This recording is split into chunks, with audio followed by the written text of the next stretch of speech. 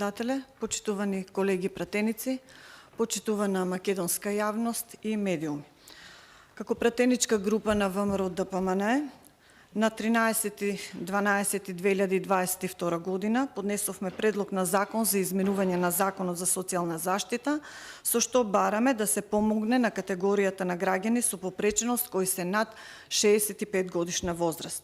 Со нашиот предлог би се тргнала горната граница на возраст од 65 години, што беше воспоставена со воведување на новиот закон за социјална заштита, кој беше донесен на 23 мај 2019 година. Прашањето за помош од личен асистент за лицата над 65 години со потешка и најтешка попреченост и потполно слепите лица е од суштинска важност, бидејќи на оваа возраст таа помош уште повеќе им е потребна. Токму поради намалената подвижност, тие не се во состојба да ги обавуваат основните животни потреби без помош од друго лице. Природно старењето ги намалува моторичките и координацијските способности кај оваа група на луѓе, но кај лицата со потешка и најтешка попреченост и потполно слепите лица овие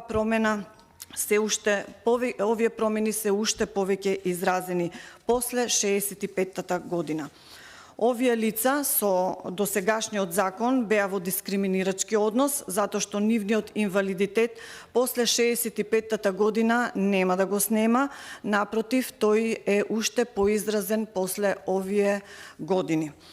Со предложените измени кои што ги бараме, се очекува и возрастни кои имаат над 65 години да добијат услуга од личен асистент и тоа 80 часа во текот на еден месец. Предлогот на Законот за изменување на Законот за социјална заштита се заснива на истите начела на кој е заснован Законот за социјална заштита и предизвикува фискални импликации врз буџетот на Република Македонија.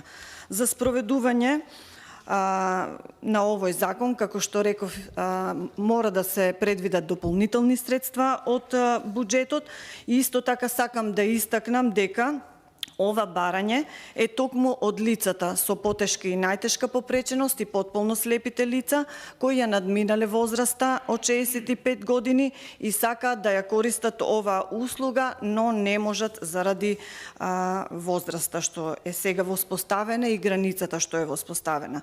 Исто така сакам да потенцирам дека ние како пратеничка група ги поддржавме досега сите предлог закони кои беа предложени од владата на Република Македонија, па и од вас, колеги пратеници од опозицијата, затоа што се што е добро за оваа категорија на граѓани, тука стои и опозицијата да ги поддржи, затоа што сепак се наоѓаме во еден тежок кризен период.